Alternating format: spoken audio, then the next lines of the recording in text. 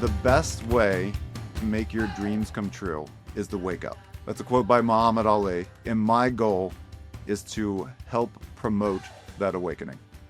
This episode is about beware, compare, despair. We all know that envying or being jealous of our neighbors is not a good, fulfilling way to live. And that can also be applied to the markets. Another word for that potentially is FOMO, or the fear of missing out. It has a tendency to lead to people making poor choices.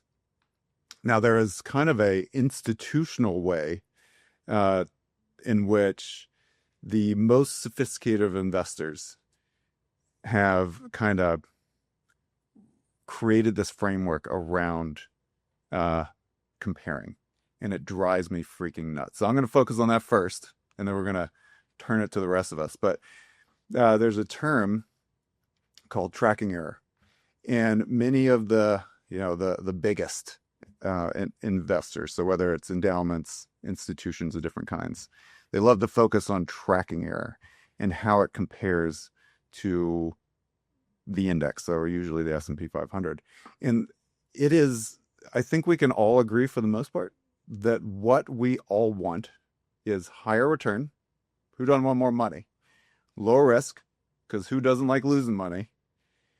But yet, the term tracking error, the way that it's calculated, is it actually penalizes managers for making more money, for outperforming, and it penalizes managers for having less risk, so losing less. That is literally the dumbest. It is the dumbest metric.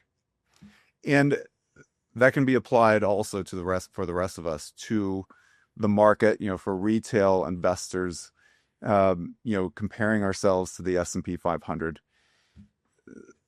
I'm going to talk about this on almost every episode because for me, it's the most central issue at the moment. It'll change. But the S&P 500 is the dumbest thing to compare yourself to.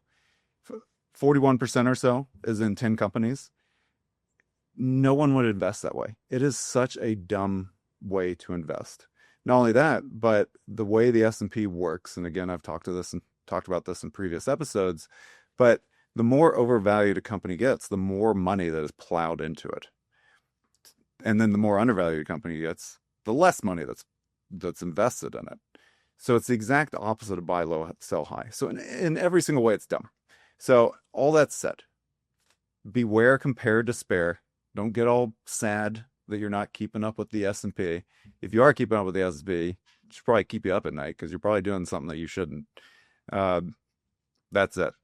Do not let your comparisons to others, to the market, to your Uber driver, to whomever's around you bragging about how much money they're making, do not let that drive you to making poor choices.